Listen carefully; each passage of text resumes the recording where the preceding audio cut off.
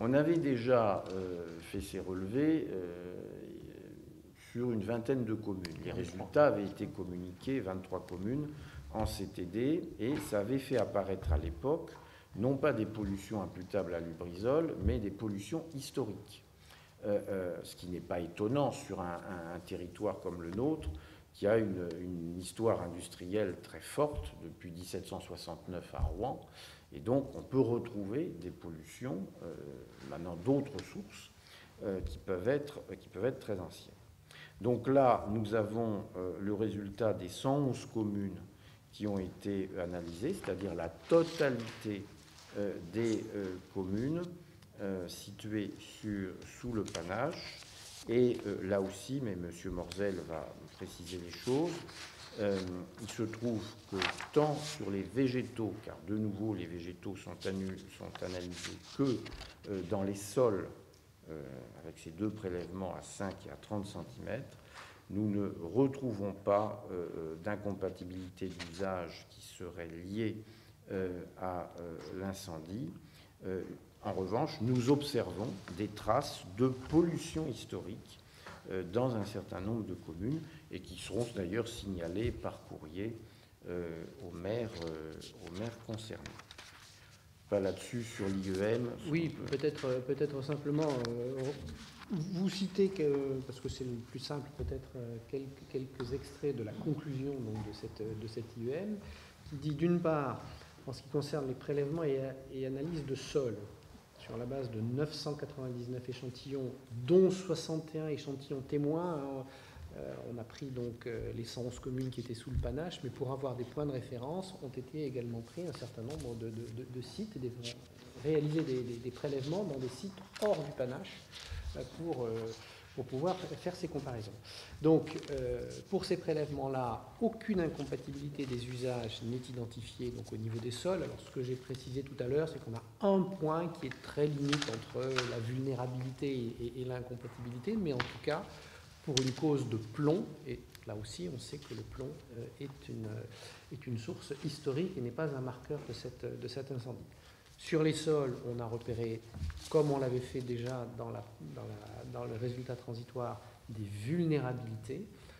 Vulnérabilités liées aux métaux type plomb, là aussi, on n'est pas dans le marquage de l'incendie. Des vulnérabilités à un HAP, donc un hydrocarbure aromatique polycyclique, qui est le benzoapyrène, alors qui certes pourrait être un traceur potentiel d'un incendie, mais quand on regarde les données à la fois entre les concentrations entre les sols superficiels et les sols plus profonds d'une part, la répartition géographique des points vulnérables d'autre part, ne permettent pas de mettre en évidence un lien entre ces concentrations et l'incendie, mais serait là aussi à rapprocher plus à des pollutions historiques. Et on constate d'ailleurs que ces concentrations ont tendance à augmenter plus on s'éloigne de l'incendie. Ce qui, là aussi, est contradictoire avec la modélisation, l'impact attendu et modélisé de l'incendie, et font donc plus référence donc, à des pollutions locales et à des pollutions historiques. Ça, c'est donc pour les sols. Non. Alors, les concentrations en profondeur ou en superficie, c'est variable. Et plus on s'éloigne, les concentrations, en gros, dans les zones les plus éloignées, dans les communes les plus éloignées de l'incendie, ont tendance à être plus importantes que les concentrations dans les zones plus proches de l'incendie. Donc ça, c'est pour les sols. Et pour les végétaux, les végétaux non lavés, c'était le protocole, on a retrouvé, là, effectivement, un nombre non négligeable d'incompatibilités liées principalement au plomb et dans quelques cas à l'arsenic. Dans les deux cas, donc, il s'agit de marqueurs qui ne sont pas des marqueurs de l'incendie, mais qui font donc là aussi référence à des pollutions historiques.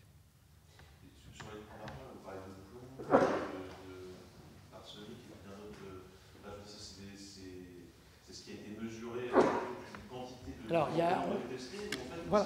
vous êtes vraiment intéressé à mesurer ces marqueurs-là spécifiquement. La méthodologie, si vous voulez, ça a été de dire voilà tous les produits qui ont été impliqués dans l'incendie.